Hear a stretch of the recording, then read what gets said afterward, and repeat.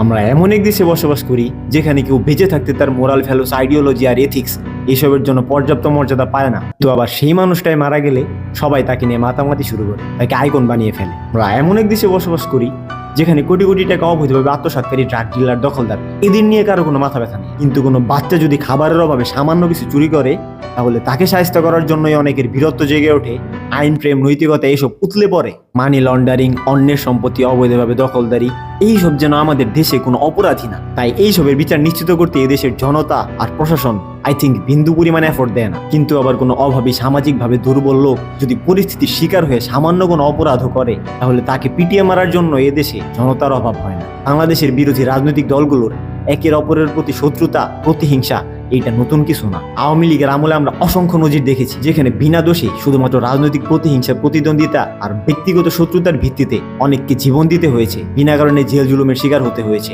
গুম খুনের শিকার হতে হয়েছে। 5 আগস্টের পর আমরা সকলেই স্বপ্ন দেখেছিলাম আমাদের দেশের বিচার ব্যবস্থা একটা নতুন সূচনা পাবে, কিন্তু না। সীমিত পরিসরে হলেও বর্তমানে অনেক ক্ষমতাধর ব্যক্তি ফ্যাসিস্ট আওয়ামী লীগের মতো ঠিক একই আচরণ শুরু করেছে।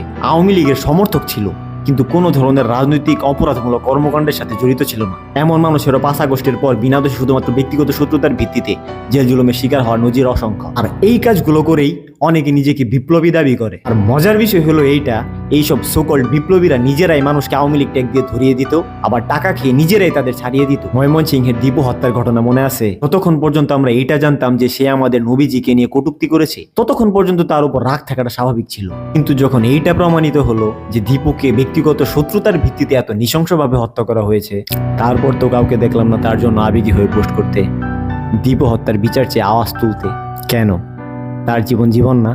তাহলে ওইসব উশৃঙ্খল, হিপোক্রেট আর উগ্রবাদী ভারতীয় জনতা আর আমাদের মধ্যে পার্থক্যটা কোথায় থাকলো? হাদি হত্যার বিচার হয় না, দীপু হত্যার বিচার হয় না, ঢাকা বিশ্ববিদ্যালয়ের মহসিন হলে ভাত খাইয়ে পিটিয়ে মারা সেই মানসিক ভারসাম্যহীন লোকটির হত্যার বিচার নিশ্চিত হয় না। কিন্তু অসচ্ছল, সামাজিকভাবে দুর্বল আর অসহায় মানুষের ছোট ছোট ভুলের জন্য বড় বড় বিচার ঠিকই নিশ্চিত হয়ে যায়। Facebook post, status, hashtag trend, এই পর্যন্তই আমাদের প্রতিবাদ সীমাবদ্ধ। কিন্তু এই ভঙ্গুর, অসামঞ্জস্যপূর্ণ বিচার ব্যবস্থাকে বদলাতে আমরা মন থেকে কেউই আগাই না। আর যতদিন এটা বদলাবে না, ততদিন খুনি বদলাবে, দল বদলাবে, ক্ষমতা বদলাবে, কিন্তু অন্যায় একই থাকবে।